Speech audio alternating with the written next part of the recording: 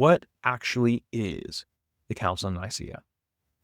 Okay, this is a big history lesson. Actually, there's a lot. Now, first of all, I want to draw your attention to a really excellent resource called the Cambridge Companion to the Council of Nicaea. It came out just a few years ago. It's got some really incredible, really impressive, great scholarship on the council, just the Council of Nicaea. And obviously it's Cambridge University Press, so you know it's going to be good. Now, all your questions could be answered there. So there's a lot of myths. Now, what is the Council of Nicaea? We know it happened in 325 AD. We know that it was convened by Constantine, the emperor. Now, why? Well, it was convened by Constantine, as I say here in the chat, to address Arianism, because Arianism was splitting up the Roman Empire. Now, he did not convene the council in order to combat Arianism. As a politician, it didn't matter to him whether Arianism won out or Trinitarianism won out. It could be either or, but he realized that there was a rift in his empire, and it had to be settled. You might think, well, gosh, wasn't Constantine Christian by now? Well, Arians thought that they were Christian. And just in case you're wondering, Arians and Arianism is not the same as, because I do have students who mix this up. You guys are really smart, though. You probably wouldn't mix that up. It's not the same as Arian with a Y. That would be like white nationalist Arianism. Not the same thing. This is Arianism named after a guy named Arius, who was a bishop in North Africa. Now, back to what I was talking about. Constantine, being a clever and prudent politician, he realized that there was a rift in his empire.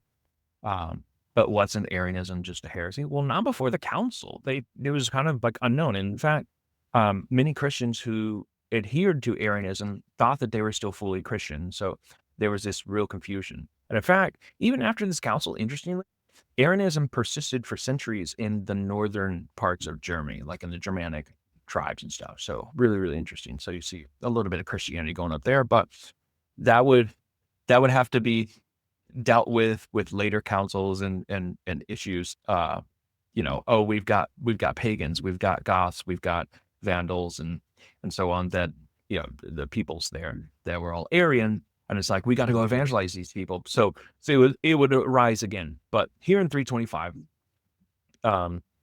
so the outcomes, obviously, the Nicene Creed is what we get. We get the Nicene Creed. Let's just think about outcomes here first. Outcomes. We get the Nicene Creed, we get 20 canons, and we get Easter established. That's at least that much, okay?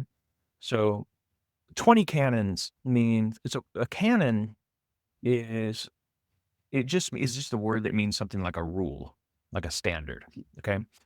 And we do speak of like the canon of Scripture, like the New Testament canon, as being like the standard 27 books. But these canons are canons that come from church councils. And even to today, whenever we hold a church council, we still have canons that they issue, and that becomes church doctrine, church teaching, or the magisterium, the actual stuff, right?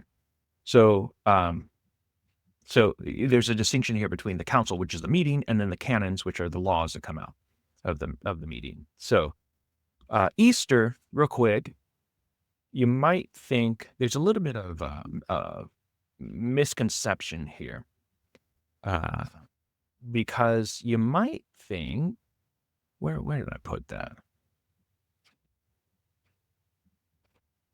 Yeah, you might think that Easter was established here at the council. This is a minor issue. Here's one myth. Myth number one: Easter established at Nicaea. And that's a myth. Easter was not established at Nicaea. The practices and the details, the logistics, and what exactly to celebrate, the things to do liturgically, that was settled at Nicaea. But as far as the date, the timing, that was already practiced, because you do hear this, and, we're coming up on Easter here pretty soon. And so you'll hear echoes of this. You'll hear whispers. You'll say, "Oh, Christians just co-opted." They'll say this about Christmas too. They just co-opted a pagan ritual, and the empire and the monarch, the emperor decided, "Oh, we're just gonna make Christian holiday on this holiday that the pagans had, so that we can make pagans more Christian." That's not what happened. Especially it didn't happen in Nicaea, because the timing, the date of Easter had already long been established, and it was already being practiced in pockets, but it wasn't being practiced uniformly. And so bishops wanted some sort of uniformity, regularity, and standard out of this, and how to practice it, and what exactly we're doing. And so that began at Nicaea. Another myth is that, let's do this, is that the council invented the divinity of Jesus, right? Because you have to remember, this is against Arianism. And so Arianism, again, is the view, it's a Unitarian view that Jesus was a created being, fully human, but that's not the case. We see, even in early church fathers, patristic fathers, again, Council of Nicaea is 325 AD. We see this even in Ignatius of Antioch, who died around 117 AD, give or take. And Ignatius was a disciple of the Apostle John, who himself died in the 90s AD. Who lived to an old age, and he was the youngest of the apostles. He lived about 90 or so AD. This was his disciple, his student, and we see even early on. Now, I have this, I think I put it up, and I mentioned it in a different video, but the last week video, but there's a dictionary of early Christian beliefs that I recommend getting. And if you look at the description of my last video, I actually provide the Amazon link in there. If you forget any of those books that I was talking about last time, you can just go in there and you can just get the links provided. So, yeah. So did it invent the divinity of Jesus in order to settle the controversy of Arianism? No. That divinity of Jesus is present.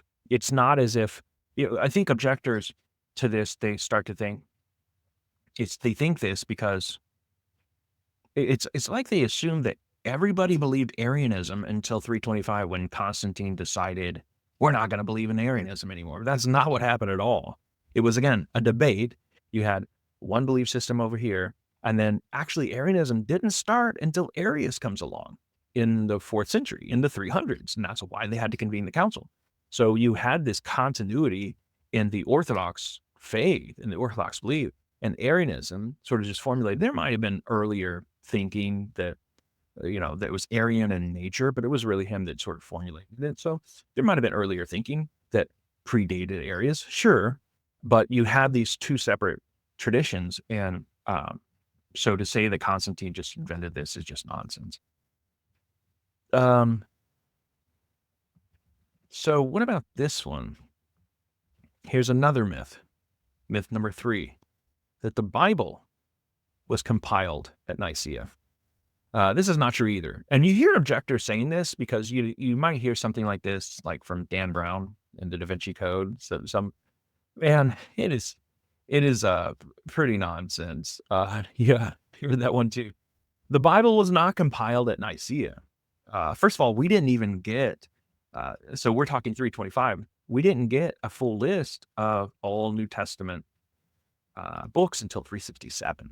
So that's 40 plus years later. So, in fact, the Nicaea, as far as I know, you can go read the individual canons, which very impressively and unbelievably, we have all the canons, we have all the writings, which is really amazing, And the year 325, we've got literature from that age still present and extant and existing, and you can go just read the canons yourself if you got the time and you're just really ambitious. Go do it and see if they say anything about the Bible.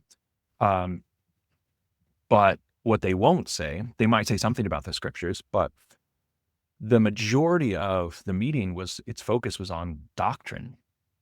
What should we believe about the nature of Jesus and his relationship to God the Father? It wasn't on canon of Scripture. Their focus was doctrine, not canon.